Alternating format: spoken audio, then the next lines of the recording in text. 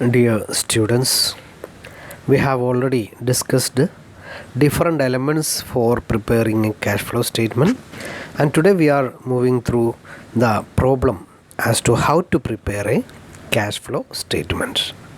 This is a simple problem model. Here we are given with a balance sheet for 2 years 2015 and 2016, and some additional informations are given. First one, depreciation provided on plant is 5,000. Second one is income tax paid is 7,000. This is the general model of question. We know there are three categories of cash flows. Cash flow from, what are the categories? Yes, operating activities, cash flow from financing activities, cash flow from investing activities.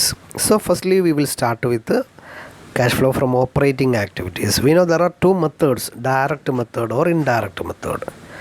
Which method we will use here? In direct method we will have to take sales, purchase, cash received from debtors. No details are there. In indirect method we will start with net profit or net loss, that is profit or loss account balance. അല്ലേ, അത് നമ്മുടെ balance ഷീറ്റിൽ എപ്പോഴും liability സൈഡിലുണ്ടാവും അല്ലേ. Profit and loss account എന്ന് പറയുന്ന ഒരു item ഉണ്ടാകും. ഓക്കെ, സോ അല്ലേ, ഈ ഐറ്റത്തിൽ നിന്നാണ് നമ്മൾ സ്റ്റാർട്ട് ചെയ്യുന്നത്. സോ നമ്മൾ ഉപയോഗിക്കുന്ന മെത്തേഡ് എന്ത് ചെയ്യാം, ക്യാഷ് ഫ്ലോ സ്റ്റേറ്റ്മെൻറ്റ് ഹെഡിങ് കൊടുത്ത് ആദ്യം തന്നെ എഴുതാം ഇൻഡയറക്റ്റ് മെത്തേഡ് എന്ന് ഹെഡിങ് എഴുതാം. ഓക്കെ, ദെൻ മറ്റൊരു കാര്യം നമ്മൾ ചെയ്യേണ്ടത് എപ്പോഴും ഫസ്റ്റ് നമുക്കറിയാം, we will look at the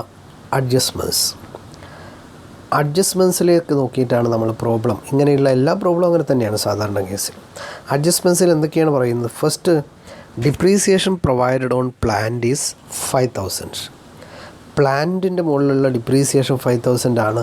ഇവിടെ പ്ലാന്റ് തന്നിട്ടുണ്ട് അല്ലേ. Plant opening balance 30, closing balance 60, depreciation 5. നമ്മൾ ജസ്റ്റ് കമ്പയർ ചെയ്ത് നോക്കുക. അപ്പോൾ for example opening balance 30,000, depreciation 5,000. ഇനി ആകുമ്പോൾ ക്ലോസിംഗ് ബാലൻസ് എത്ര വരേണ്ടത്? 25,000 ആണ് വരേണ്ടത് അല്ലേ. 25,000 ആണെങ്കിൽ പിന്നെ നമ്മളൊരു അക്കൗണ്ട് ഉണ്ടാക്കേണ്ട ആവശ്യമില്ല, കാരണം നമ്മൾ 3 ഐറ്റംസും കിട്ടി. പക്ഷേ ഇവിടെ 25,000 അല്ല വന്നിരിക്കുന്നത്, 60,000 ആണ്. 60,000 എന്ന് പറഞ്ഞു കഴിഞ്ഞാൽ 25-നേക്കാൾ എത്ര കൂടുതലാണ്? യെസ്, 25 വരേണ്ടത്. Here it is 60,000. That is there is an increase of 35,000. 35,000 രൂപ കൂടിയിട്ടുണ്ട്. ഫിക്സഡ് അസറ്റ് 35,000 കൂടിയാൽ അതെന്തായിട്ടാണ് ട്രീറ്റ് ചെയ്യേണ്ടത്? It is treated as yes purchase of plant. അപ്പോൾ പർച്ചേസ് ഓഫ് പ്ലാന്റ് 35,000 രൂപ ഉണ്ട്, 35,000. പക്ഷേ അതങ്ങനെ ഇങ്ങനെ കണ്ടാൽ പോരാ, നമ്മൾ അല്ലേ പ്രോബ്ലം ചെയ്യാണ്. ആ കേസിൽ നമ്മൾ എന്ത് ചെയ്യണം? ഒരു ഫിക്സഡ് അസറ്റ് അക്കൗണ്ട് ഉണ്ടാക്കണം. ഓക്കെ, നമ്മൾ ചെയ്യേണ്ടത് ഒരു ഫിക്സഡ് അസറ്റ് അക്കൗണ്ട്. ഇപ്പോൾ for example plant account, opening value എത്രയാണ്?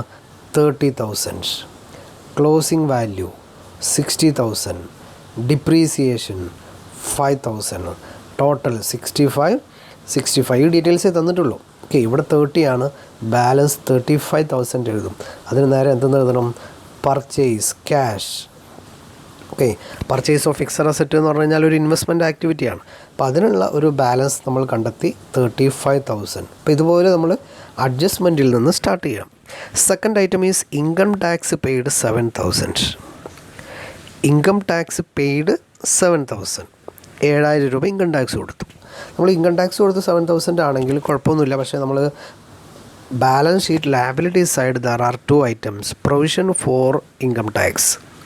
Opening balance 10,000, closing balance 12,000. Opening ബാലൻസും ക്ലോസിംഗ് ബാലൻസും തന്നിട്ടുണ്ട്. നമുക്ക് ഈ 2 വാല്യൂം ആവശ്യമില്ല. നമ്മൾ ക്യാഷ് ഫ്ലോ സ്റ്റേറ്റ്മെൻറ്റിൽ എടുക്കുന്ന 2 വാല്യൂസ് എന്ന് പറഞ്ഞു കഴിഞ്ഞാൽ, first one is tax paid, operating ഇൻഫ്ലോയിൽ നിന്ന് ലെസ് ചെയ്യും. Second, tax provision for the year, current year provision. Current year provision എന്ന് പറഞ്ഞു കഴിഞ്ഞാൽ അത് എത്രയാണെന്ന് കണ്ടുപിടിക്കണം. അത് 12,000 അല്ല. 12,000 എന്ന് പറയുമ്പോൾ ബാലൻസ് ആണ്, അതായത് മുമ്പുള്ള 10,000 എല്ലാം കൂടി കണ്ടുകൊണ്ടുള്ള ബാലൻസ് ആണ്. So we have to prepare another account, tax provision account. Opening balance 10,000 ഏത് സൈഡിൽ എഴുതും? Provision yes opening balance 10,000 credit ചെയ്യും, ക്ലോസിംഗ് ബാലൻസ് 12,000 എന്ത് ചെയ്യും ഡെബിറ്റ് ചെയ്യും. മറ്റൊരു item income tax paid. Income tax കൊടുത്തു കഴിഞ്ഞാൽ പ്രൊവിഷൻ നമ്മൾ മാറ്റി വെച്ച എമൗണ്ട് കൂടുമോ കുറയോ? Yes, it will be decreased അല്ലേ. If we pay income tax the provision it is paid from the provision, so the provision will be ഇതാണ് decreasing. Decrease ചെയ്യുന്ന ഐറ്റം ഓപ്പണിംഗ് ബാലൻസിൻ്റെ കൂടെയാണോ ക്ലോസിംഗ് ബാലൻസിൻ്റെ കൂടെയാണോ കാണിക്കേണ്ടത്? യെസ്, ക്ലോസിംഗ് ബാലൻസ് സൈഡിലാണ്. ഇപ്പോൾ നമ്മൾ income tax paid കാണിച്ചു 7,000. So we will balance ഇവിടെ 19,000 ഇവിടെ 10,000 ഉള്ളൂ. So we will get the balance 9,000. ഈ 9,000നെ എന്തെന്നാണ് വിളിക്കേണ്ടത്? Tax provision during the year. ഈ എമൗണ്ട് ആയിരിക്കാം നമ്മൾ ഈ വർഷത്തെ പ്രോഫിറ്റ് ഓർ ലോസ് അക്കൗണ്ടിൽ കാണിച്ച എമൗണ്ട്. സോ ഈ ഒരു 9,000 എന്ത് ചെയ്യണം? നെറ്റ് പ്രോഫിറ്റിനോട് കൂടി അഡ്ജസ്റ്റ് ചെയ്തുകൊണ്ടാണ് നമ്മൾ എന്ത് കാണേണ്ടത്?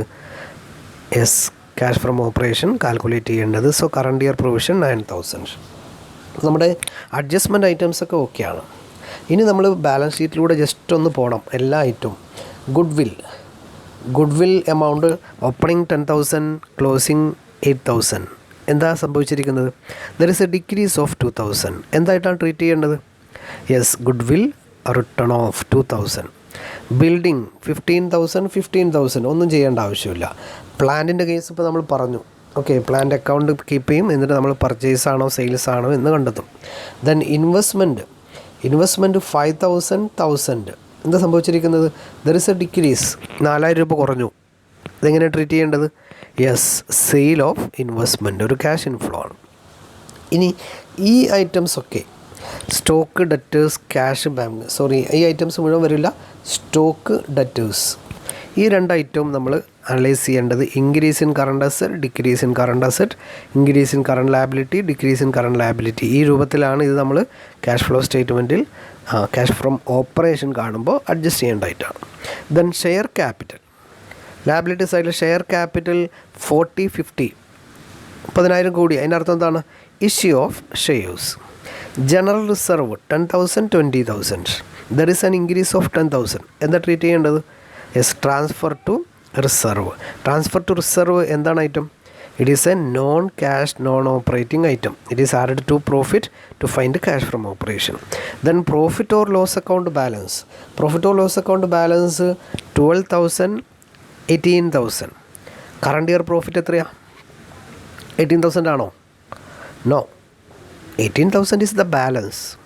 അത് 2015 12,000 കൂടി അഡ്ജസ്റ്റ് ചെയ്തുകൊണ്ടുള്ള എമൗണ്ടാണ്. സോ കറണ്ട് ഇയർ പ്രോഫിറ്റ് ആണ് നമ്മൾ എടുക്കേണ്ടത്. കറണ്ട് ഇയർ പ്രോഫിറ്റ് എത്ര വരിക? 18,000 മൈനസ് 12,000, അതായത് 6,000 ആയിരിക്കാം കറണ്ട് ഇയർ പ്രോഫിറ്റ്. എപ്പോഴും ഡിഫറൻസ് ആണ് കാണുക. ഓക്കെ, ക്രെഡിറ്റേഴ്സ് നമ്മൾ പറഞ്ഞു എന്താണ്? കറണ്ട് ലയബിലിറ്റി ആണ്. ഇത് ഇൻക്രീസ് ആണോ ഡിക്രീസ് ആണോ എന്ന് നോക്കിയിട്ടാണ് നമ്മൾ ട്രീറ്റ് ചെയ്യുക. ക്യാഷ് ഫ്രം ഓപ്പറേഷൻ എടുക്കുന്ന ഐറ്റമാണ്. പ്രൊവിഷൻ ഫോർ ടാക്സ് നമ്മൾ ഓൾറെഡി ചെയ്ത് കഴിഞ്ഞു. ബിൽസ് പേയബിൾ ഒരു കറണ്ട് ലയബിലിറ്റിയാണ്. ഇൻക്രീസ് ആണോ ഡിക്രീസ് ആണോ എന്ന് നോക്കിയിട്ടാണ് നമ്മൾ ചെയ്യുക. ഓക്കെ, ഇത്രയും നമ്മൾ ആ പ്രോബ്ലം ഒന്ന് നോക്കി വെച്ച് കഴിഞ്ഞാൽ നമുക്ക് ഈസി ആയിട്ട് പോവാം. ഓക്കെ, അത് ഞാൻ ചെയ്തത് പ്ലാന്റ് അക്കൗണ്ട് കീപ്പ് ചെയ്തു.